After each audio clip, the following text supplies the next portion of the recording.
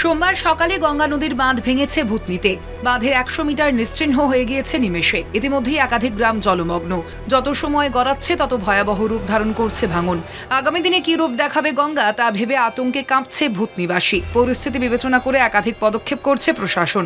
পর্যাপ্ত ত্রাণ বিলি থেকে বিপদগ্রস্ত মানুষজনকে সরিয়ে নেওয়া চলছে জোর কদমে। একই সঙ্গে খোলা হয়েছে একাধিক ত্রাণ শিবির।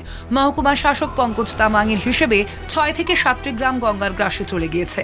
এবং ইমিডিয়েটলি ফ্লাড শেল্টার আমরা আজকে থেকে চালু করছি। যাবতীয় জিনিস, ড্রাই ফুড প্যাকেটস থেকে আরম্ভ করে যাবতীয় জিনিসটা আমরা আজকে থেকেই আবার ভর্তিতে আমরা শুরু করছি। দুর্গত মানুষের পাশে দাঁড়াতে সরকার যে পদক্ষেপ করেছে সেখানেও দুর্নীতির অভিযোগ তুলেছে বামেরা। মাত্র ভূতনিতে ১.৫ লাখ মানুষ বিপদে আছেন। কেন পর্যাপ্ত নৌকা থাকবে না? ফ্রি সার্ভিস দেওয়া হবে না? নৌকাতে মোটরসাইকেল আনতে গেলে ২০০ টাকা বিল হচ্ছে। ত্রিপলে দুর্নীতি হচ্ছে, খিচুড়িতে দুর্নীতি হচ্ছে এবং শুকনো খাওয়ার পর্যাপ্ত দেয়া হচ্ছে না। ত্রাণে যেমন গাফিলতির অভিযোগ বামেদের, তেমনই ত্রাণে দুর্নীতির অভিযোগ আরেক বিরোধী বিজেপির।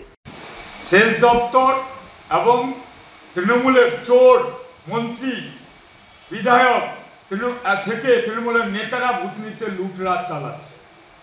আজকে আবার সেই বালির বস্তার বাঁধ সেচ দপ্তরে ভূতনির পশ্চিম রতনপুরে কেটে গিয়ে হু করে জল ঢুকছে। ভূতনির ৩টা অঞ্চল আবারও পুনরায় প্লাবিত। এই সরকার বন্যায় ত্রাণ দিতে ব্যর্থ আর ভাঙন রোধে ব্যর্থ।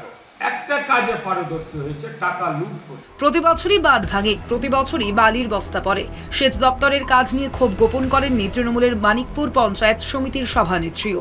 তো এই সেচ দপ্তরের উপরে ক্ষোভ তো সবারই রয়েছেন, কেননা ওখানে প্রত্যেক বাদ ওই রিং বাঁধের কাজ আর বস্তার কাজ আমরাও বিরক্ত হয়ে গেছি। আমাদের ম্যাডামের নির্দেশ আছেন, আমাদের এমএলএর নির্দেশ আছেন যে এবার যাতে আরসিসি ঢালাই বা বোল্ডার এরকম কিছু একটা করা হোক। আমাদের জেলা শাসকও সেই আশ্বাস দিয়ে গেলেন আর কি। আমরা এরপরে আবার রিভিউ মিটিং করব, যা যা দরকার হয় জনসাধারণের পাশে আমরা থাকবো। দোরগোড়ায় দুর্গাপুজো, আকাশ বাতাস সেই বার্তা জানান দিলেও মুখে হাসি নেই ভূতনির। প্রাণী বাঁচার লড়াইয়ে সামিল সেখানকার বাসিন্দারা। আনন্দ করার সময় কোথায়, মনি বা কোথায়? সাক্ষাৎ ভাঙন জম যে দোরগোড়ায়। ভূতনি থেকে পরিতোষ সরকারের রিপোর্ট, কলকাতা টিভি।